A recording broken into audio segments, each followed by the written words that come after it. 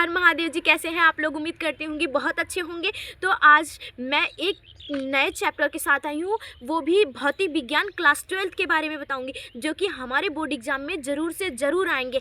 तो अगर आप लोग चाहते हैं मैं इसे दिखाऊं या पढ़ाऊं तो प्लीज़ मेरे चैनल को सब्सक्राइब कर दीजिए और लाइक कर दीजिए। तो चलो बिना समय बर्बाद किए हुए हम लोग आ जाते हैं अपने टॉपिक पे। भौतिक विज्ञान क्लास 12। हाँ दोस्तों, भौतिक विज्ञान क्लास 12 इंपॉर्टेंट क्वेश्चन आंसर। तो हम आगे अपने चैप्टर पे। हमारा ये है हेडिंग वैद्युत धारा। वैद्युत धारा हमारा जो है दोस्तों ये है आवेश की गति को ही वैद्युत धारा कहते हैं। इसका परिणाम चालक के अनुप्रस्थ काट के आवेश प्रवाह की दर के बराबर होता है। इसका सूत्र जो है हमारा I त्रिभुज Q बटे त्रिभुज T, इसका मात्रक A होता है।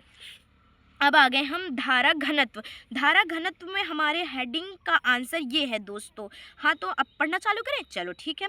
किसी चालक में किसी वैद्युत पर प्रति एकांक क्षेत्रफल से अभिलंबवत गुजरने वाली वैद्युत धारा को उस बिंदु पर धारा घनत्व कहते हैं।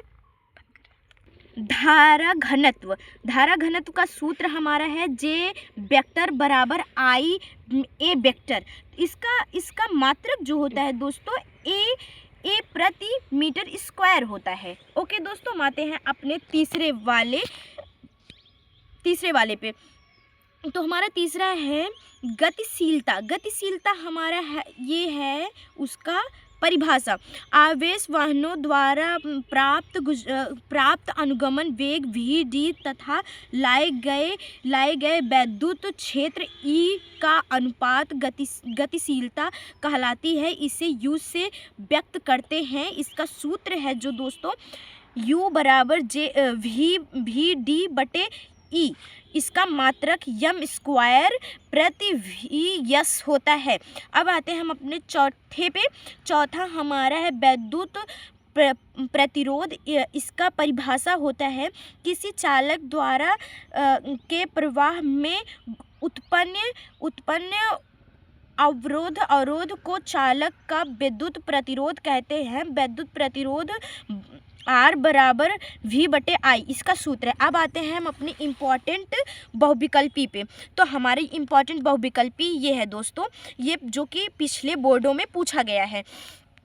तो समांग चुंबकीय क्षेत्रफल V में एक इलेक्ट्रॉन आवेश E तथा नियम वेग v से चुंबकीय क्षेत्र के समांतर गतिमान है। इलेक्ट्रॉन पर लगने वाला बल जो है दोस्तों वो शून्य हो जाएगा। हाँ, इस पे जो लगने वाला इलेक्ट्रॉन बल है वो शून्य होगा। अब बाकी सारे के गलत हैं। दूसरे पे आते हैं। एक समान चुंबकीय क्षेत्र उत्पन्न होता है परिनलिका में धारा के प्रवाह से कर्क भीतर।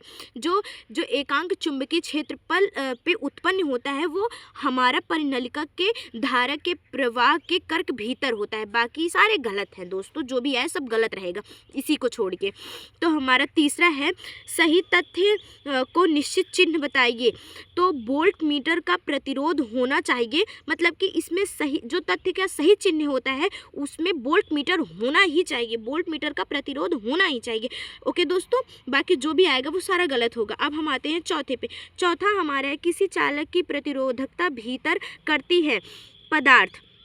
जो हमारी चालक की प्रतिरोधकता है वो पदार्थ पर भीतर करती है, निर्भर करती है। सॉरी दोस्तों, ये निर्भर करती है। ओके, जो हमारी प्रतिरोधकता है चालक की वो पदार्थ पर निर्भर करती है। अब आते हैं हम अपने पांचवें वाले पे। समान पदार्थ के दो ठोस घनों की भुजाएं क्रमशः यल तथा थिरी है। इनके प्रतिरोध का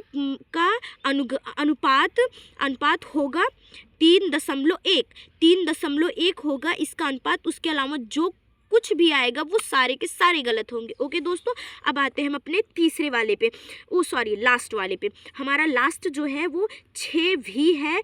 6V बल के 3 सेलों की समांतर क्रम में जोड़ा गया संयोग का भी बल होगा। सेलों का आंतरिक प्रतिरोध नगण्य है, इसका हमारा हो जाएगा 6 वोल्ट। बाकी के सारे गलत आते हैं दोस्तों, बस एक ही सही रहेगा, वो है ये 6 वोल्ट, बाकी सब गलत होंगे। ओके दोस्तों, अब थैंक यू फॉर वॉचिंग। तो थैंक यू दोस्तों मेरी वीडियो देखने के लिए। अगर आप लोगों को ये वीडियो पसंद आई तो प्लीज़ अपने दोस्तों को भी शेयर कीजिएगा और लाइक कीजिएगा, सब्सक्राइब कीजिएगा।